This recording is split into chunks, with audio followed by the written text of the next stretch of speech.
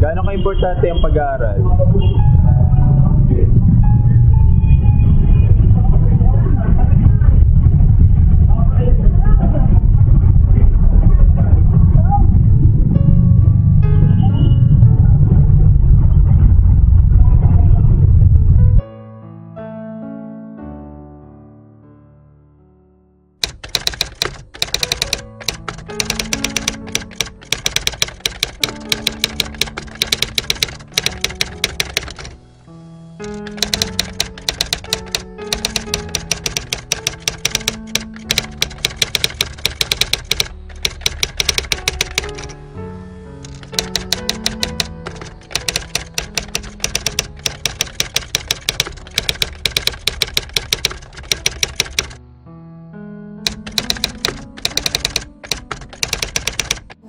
No. Why? Because I want to go to college already. Siyempre. Bakit? Kasi yung nabibigay sa'yo na ng security dun sa gusto mong maging or para magkaroon kaya maganda. Sinabi mo. Now that you're working, do you think that you needed the 2 more extra years in high school? I don't think so. Why? Because I'm already at work right now, and there are actually a lot of people that are older than me. But I know that I know a lot more than them.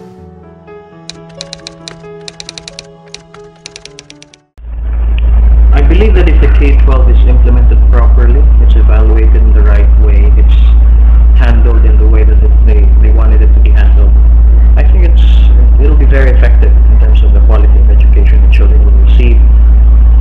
I think that in our education system, many of our graduates enter university too young, and if they don't go to university, they cannot get jobs because the curriculum in high school does not give them the skills that are necessary for a job. I think the K-12 will allow us to have more mature individuals entering university who are ready to accept higher levels of or more advanced topics, rather than the current system where you graduate 16 or 17, you enter university, and you spend a significant part of your time in university studying things that you've already taken in high school, as a way of evening out everyone. Not everyone has the same curriculum, so they share and they make sure everybody knows the same thing before they move up to more difficult subjects. I think if K-12 is implemented properly, that will no longer be necessary, and university students will start taking majors right away, more advanced subjects. Well, it's effective in terms of quality of education that children will receive. We need to carefully look into K+12 into the context of why we need to have it in the first place. One, we're the only country, I think, other than Burma, who does not have that system. And for us to be at par with the rest of the world, we have to toe the line, as we call it. We have to follow what is the global trend. I think that's the reason why a lot of our workers have a hard time getting jobs abroad, because they always ask, how come you only have this number of years? They feel kulang. So I think the administration, the current administration, the Philippine president, is trying to address this particular issue. One, for us to be at par with the global educational standards, and then second, I think in the long run, the effect can really, pwede siyang when we talk of effect niya, medyo matagal yan in terms of quality of education, kasi nga umpisa pa lang. I think we cannot yet measure the quality of education as of tomorrow. Maybe in the next 21 years probably, there we can already measure whether K+12 is effective or not.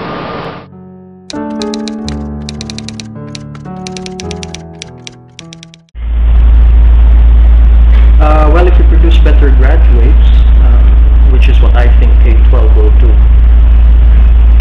think it will. I think it will help the Philippines. Yes, definitely, because one,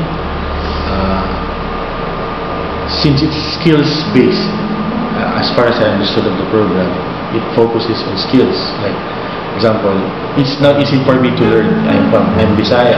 I have a hard time speaking Tagalog. I have a hard time speaking English. But for me to understand the two languages, I need to understand it as a Bisaya. So, with this one skill only, in terms of communication, mas madali tuloy yung development ko. That makes me competitive now. You know, so even if I'm not a good English speaker, but the fact that I can communicate with you, the fact that I can understand you, then it's already an advantage on my part. And this will also reinforce, again, the demand of Filipino workers abroad, because we can communicate. We have the skills. We have the ability. So I think this will be a major factor in terms of growth, especially in the economy.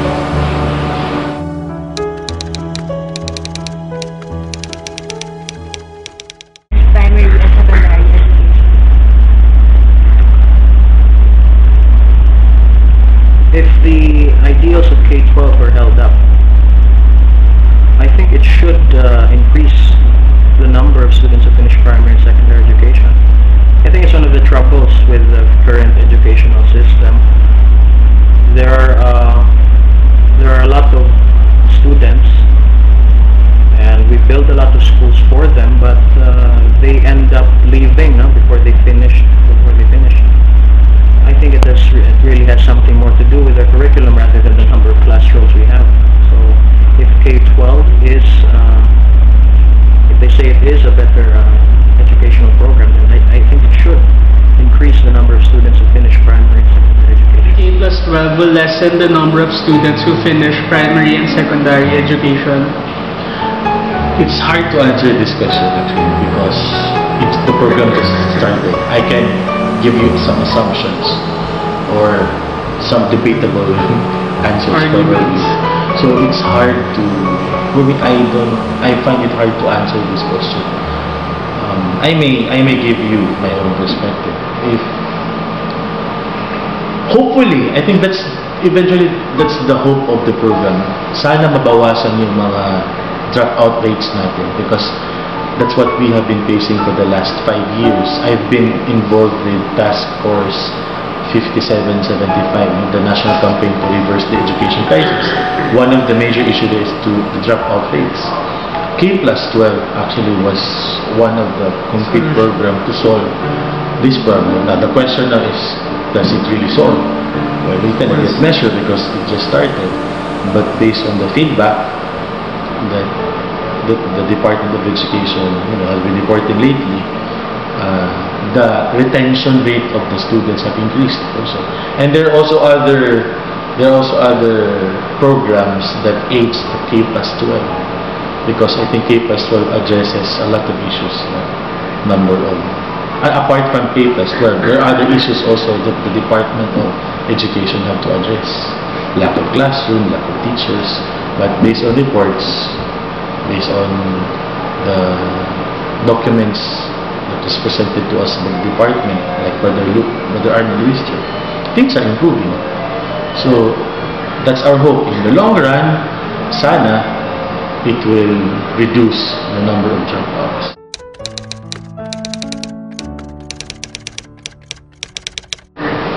Particularly the public education system, they have identified 3 issues. One, the issue of retention, dropout. We have a very high dropout rate. The issue of comprehension, since there's a high dropout rate, and they say maraming absent. Bakit sila absent? It's another issue. So, siyempre, pag absent yung mga bata, that affects their comprehension, because how can they learn if they're absent all the time?